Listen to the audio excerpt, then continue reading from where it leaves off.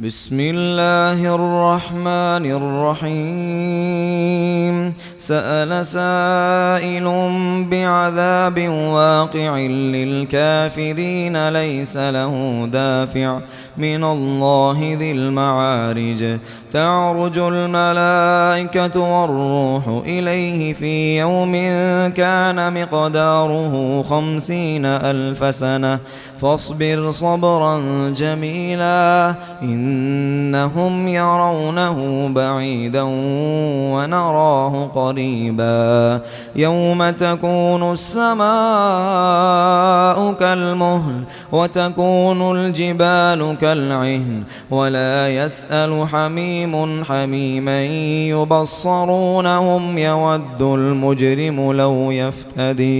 لو يفتدي من عذاب يومئذ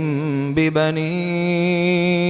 وصاحبته وأخيه وفصيلته التي تؤويه ومن في الأرض جميعا ثم ينجيه كلا إنها لظى نزاعة للشوى تدعو من أدبر وتولى وجمع فأوعى إن الإنسان خلق هلوعا إذا مسه الشر جزوعا وإذا مسه الخير منوعا إلا المصلين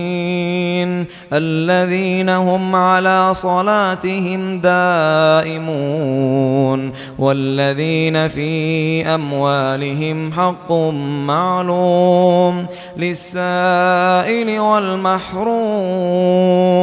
والذين يصدقون بيوم الدين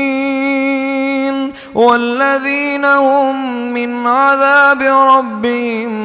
مشفقون إن عذاب ربهم غير مأمون والذين هم لفروجهم حافظون إلا على أزواجهم أو ما ملكت أيمانهم فإنهم غير ملومين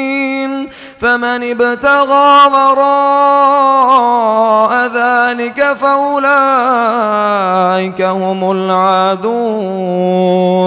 والذين هم لأماناتهم وعهدهم راعون والذين هم بشهاداتهم قائمون والذين هم على صلاتهم يحافظون أولئك في جنات مكرمون فما للذين كفروا قبلك مهطعين عن اليمين وعن الشمال عظين أيطمع كل امرئ منهم أن يدخل جنة نعيم كلا إنا خلقناهم مما يعلمون فلا أقسم برب المشارق والمغارب إنا لقادرون على أن نبدل خيرا منهم وما نحن بمسبوقين فذرهم يخوضوا ويلعبوا حتى يلاقوا يومهم الذي يوعدون يوم يخرجون من الأجداث سراعا كأنهم إلى نصب يوفضون خاشعة أبصارهم ترهقهم ذلة ذلك اليوم الذي كانوا يوعدون